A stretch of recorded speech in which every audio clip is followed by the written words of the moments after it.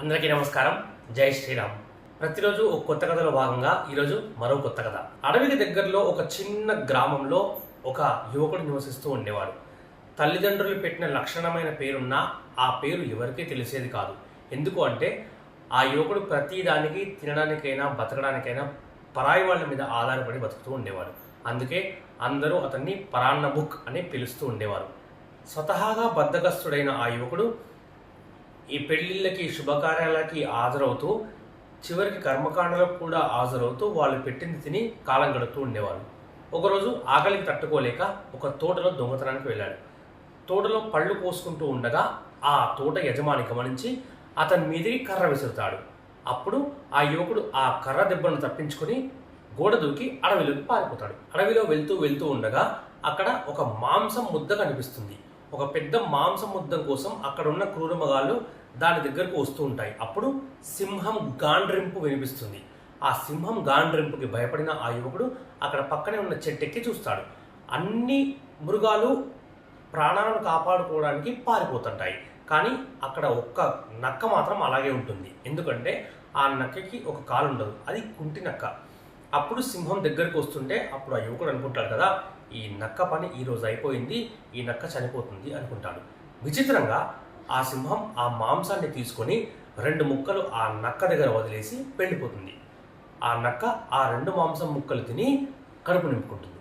అది చూసిన ఆ యువకుడు, అయ్యో పరమాత్మ, నువ్వెంత దయామయుడివి, ప్రతి ఒక్కరి ఆకలిని తీరుస్తావు కదా అని ఆ యువకుడికి ధైర్యం వచ్చి, నన్ను కూడా ఎవరో ఒకరు చూస్తారు, ఎవరో ఒకరు భోజనం పెడతారు కదా అనేసి ఆ ఊరి పొలిమేర దగ్గర కూర్చుంటాడు.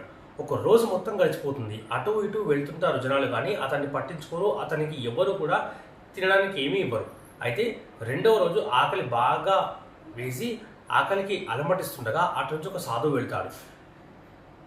నీరసంగా ఉన్న ఆ యువకుడు కొంత బలం తెచ్చుకొని ఆ సాధువుకి జరిగిందంతా చెప్పి, భగవంతుడు నాకెందుకు భోజనం ఇవ్వట్లేదు, నాకెందుకు తిండి కలిగించట్లేదు అని ప్రశ్నిస్తాడు.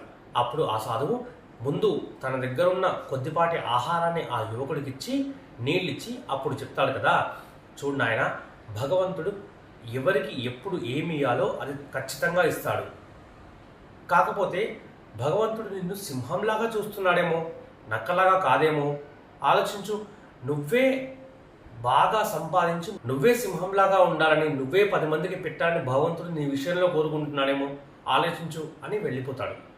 అప్పుడు ఆ యువకుడు, నిజమే కదా, కాళ్ళు చేతులు అన్నీ బాగానే ఉన్నాయి, అన్ని అవయవాలు బలిష్టంగా ఉన్నాయి, నేనే కష్టపడి నేనే సంపాదించి నేనే ఇలా లేని వాళ్లకు దానం చేస్తే, లేని వాళ్లకు ఆకలి తీరిస్తే బాగుంటుంది కదా అని అతనిలో చాలా మార్పు వస్తుంది. ఆ సాధువు మాటలు విన్న పరాన్న బుక్కి జ్ఞానోదయమైంది. ఆ సాధువు గురించే ఆలోచించుకుంటూ ఆయనకి పాదాభివందనం చేద్దాం అని చూడగా ఆ సాధువు చుట్టుపక్కల ఎక్కడా కనిపించడు. భగవంతుని లీలను గ్రహించిన ఆ పరాన్న బుక్, ఆ యువకుడు ఇక మీద పరాన్న బుక్గా జీవించలేదు. జ్ఞానోదయమైన పరాన్న బుక్ ఆ తర్వాత ఎవరిని ఏమీ యాచించకుండా తానే బాగా కష్టపడి బాగా డబ్బులు సంపాదించి అనాథలను చేరదీసి వాళ్ళకి అన్నం పెట్టసాగాడు. అట్లా నారాయణ అనే తన నామాన్ని సార్థకం చేసుకున్నాడు. జై శ్రీరామ్.